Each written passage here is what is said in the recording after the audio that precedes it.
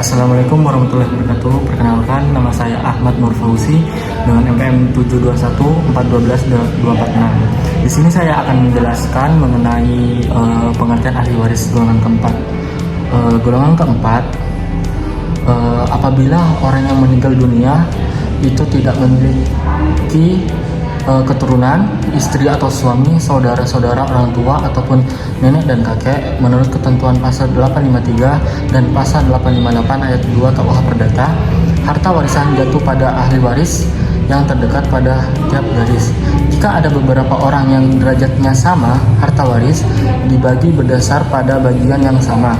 Keluarga saudara dalam garis menyamping lebih dari derajat ke-6 tidak mewarisi. Jika dalam garis yang satu tidak ada keluarga saudara dalam derajat yang membolehkan untuk mewaris, semua keluarga saudara dalam garis yang lain memperoleh ke seluruh harta warisan dalam pasal 861 KUH Perdata. Apabila semua orang yang tidak berhak mewarisi tidak ada lagi, seluruh harta warisan dapat dituntut oleh anak luar kawin yang diakui. Apabila anak luar kawin ini pun tidak ada, seluruh harta warisan jatuh pada negara dalam pasal 873 ayat 1 dan 832 ayat 2 KUH Perdata. Terima kasih. Assalamualaikum warahmatullahi wabarakatuh. Perkenalkan, nama saya Ilham Dimas Darmawan, NPM 721412320. Di sini saya akan menjelaskan secara yuridis pasal 853. Bila yang meninggal itu tidak meninggalkan keturunan, suami atau istri, saudara laki-laki atau perempuan, maka harta peninggalannya harus dibagi dua sama besar. Satu bagian untuk keluarga saudara dalam garis lurus tanpa mengurangi ketentuan pasal 859. Keluarga yang terdekat derajatnya dalam garis lurus ke atas mendapat separuh dari bagian yang diperuntukkan bagi garisnya dengan mengesampingkan semua ahli waris lainnya. Keluarga saudara dalam garis ke atas dan derajat yang sama memperoleh warisan kepala demi kepala.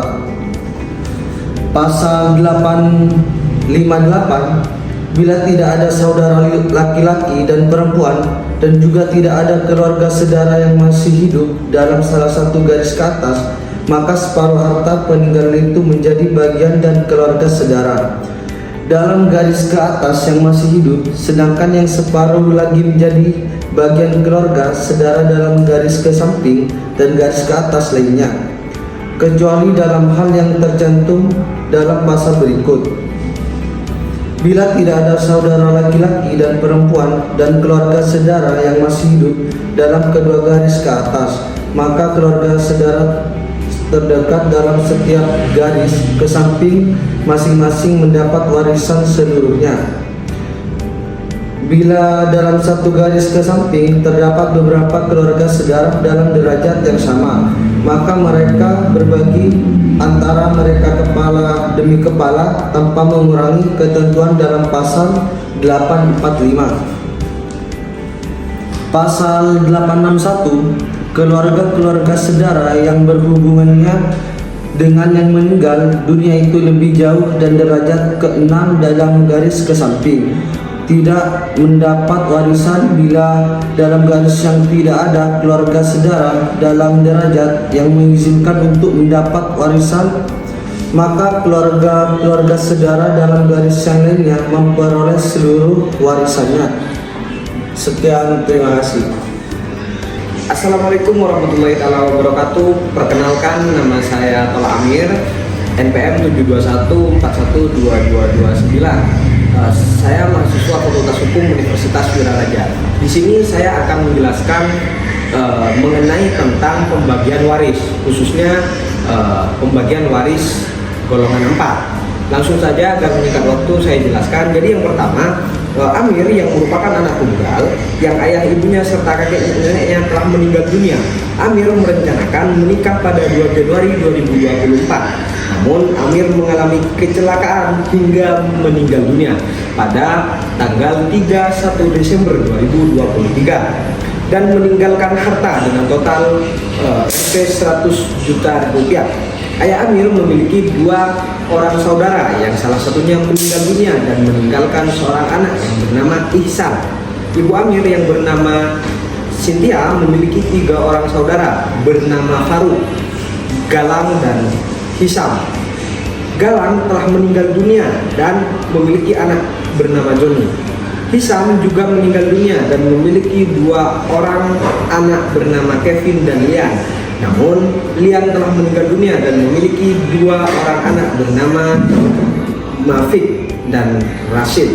Akan tetapi, Rashid meninggal dunia dan memiliki 2 anak bernama Putra dan Kiki. Akan tetapi, Kiki meninggal dunia juga dan memiliki anak bernama Roni. Maka harta Amir sebesar 100 juta akan diwariskan kepada siapa saja dan berapa masing-masing proporsional besarnya. Jadi itu. Skidot. Assalamualaikum warahmatullahi wabarakatuh. Saya Diana Kamelia Yasmin, mahasiswi Fakultas Hukum Universitas Wiraraja Madura dengan NPM 722412454 akan menjelaskan berkaitan dengan pembagian harta waris yang telah disampaikan oleh rekan saya, Saudara Amir. Baik, langsung saja. Jadi, tadi diceritakan bahwa pada tanggal 31 Desember 2023, Saudara Amir telah meninggal dunia dan orang tua serta kakek neneknya telah meninggal dunia juga. Sehingga kepada siapa saja dan berapa besaran masing-masingnya untuk harta sebesar 100 juta untuk menjadi warisan. Baik, yang pertama sesuai dengan pasal 853 yang tadi sudah dijelaskan oleh rekan Ilham, maka pembagian harta waris Amir akan dibagi 2 sama rata atau untuk garis ayah dan juga garis ibunya itu besarannya sama. Nah, artinya ayahnya, saya sebutkan inisialnya saja, B, itu mendapatkan 1 dikalikan 1/2 bagian karena ayah dan ibu. Nah, hasilnya adalah 1/2. Kemudian untuk ibunya C mendapatkan 1 kali 1/2 karena ayah dan ibunya ini kan, jadi dikalinya 1/2. Hasilnya adalah 1/2 atau setengah. Nah, kemudian kita akan menghitung terlebih dahulu untuk closingnya karena ini sesuai dengan pasal 858, maka pembagian itu harus didasarkan pada closing terlebih dahulu. Pertama, closing garis ayah. Nah, di sisi sebelah kiri. Closing garis ayah di sini karena ayahnya memiliki 2 saudara, maka pembagiannya adalah 1/2 karena tadi ayahnya mendapatkan 1/2 kan, dan ayahnya sudah meninggal. 1/2 dikalikan 1/2. Kenapa kok 1/2? Karena ayahnya memiliki 2 orang saudara. Jadi 1/2 dikalikan 1/2, hasilnya adalah 1/4. Jadi masing-masingnya E dan juga D mendapatkan 1/4 bagian harta waris. Nah, namun karena saudara ayahnya yang bernama D, inisial D, telah meninggal dunia, maka warisan dari D secara utuh diturunkan atau diwariskan kepada I, anaknya. Di sini. Yang di sini merupakan sudah derajat keempat, sedangkan untuk ayahnya itu ada di derajat ketiga. Oke, itu adalah pembagian untuk closing garis ayah. Kemudian untuk closing garis ibu, di sini tadi telah tertera bahwa ibunya berinisial C mendapatkan bagian harta waris sebesar 1/2 bagian. Nah, kemudian karena orang tuanya atau ibunya ini sudah meninggal, maka hartanya akan dijatuhkan secara penggantian kepada 3 orang saudaranya. Nah, jadi 1/2 bagian itu kemudian dikalikan, karena ini ada 3, maka 1/3. Jadi masing-masingnya mendapatkan 1/6 bagian. Jadi 1/2 dikalikan 1/3. Kenapa kok 3? Karena ini 3 orang, F, G, dan H. Jadi 1/6. Masing-masing itu dapat 1/6. F dapat 1/6, G dapat 1/6, dan H dapat 1/6 bagian harta waris. Nah, namun karena di sini G sudah meninggal dunia, maka harta G akan jatuh atau turun kepada J secara penggantian, ataupun J ini mendapatkan harta waris secara utuh dari G. Sedangkan untuk H, karena tadi bagiannya adalah 1/6, sama seperti G dan F, karena beliau sudah meninggal juga, maka akan diturunkan kepada kedua anaknya yang bernama K dan L, di mana K dan L ini merupakan pembagian harta waris sudah termasuk dalam derajat keempat. Jadi pembagiannya ini dibagi dua. Tadi kan 1/6 ya. Jadi 1/6 dikalikan 1/2. Hasilnya adalah 1/12. Nah, 1/12 diturunkan kepada K dan 1/12 diturunkan kepada L. Namun di sini berhubung L sudah meninggal dunia, maka hartanya diturunkan secara penggantian kepada anaknya yang bernama M dan juga N. M dan juga N mendapatkan berapa bagian? Jadi tadi kan 1/12 ya. Nah, dikalikan 1/2. 1/12 dikalikan 1/2, hasilnya adalah 1/24.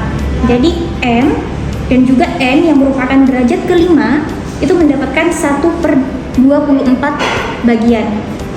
Nah, lagi nih, berhubung N sudah meninggal dunia atau saudaranya M ini sudah meninggal dunia, maka 1/24 bagian dari N akan diturunkan secara penggantian kepada P dan juga Q yang merupakan anaknya.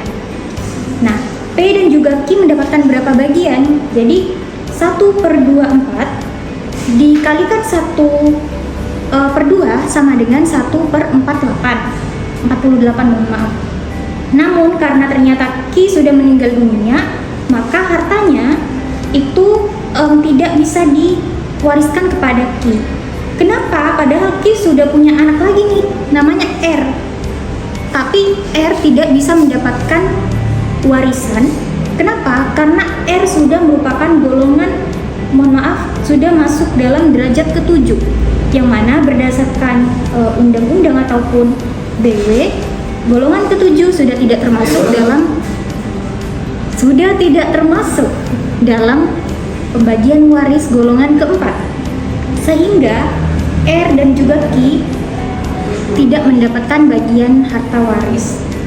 Jadi 1/48 bagian dari Q akan dijatuhkan juga kepada P, yang artinya P mendapatkan total bagian harta waris sebanyak 1/24 bagian.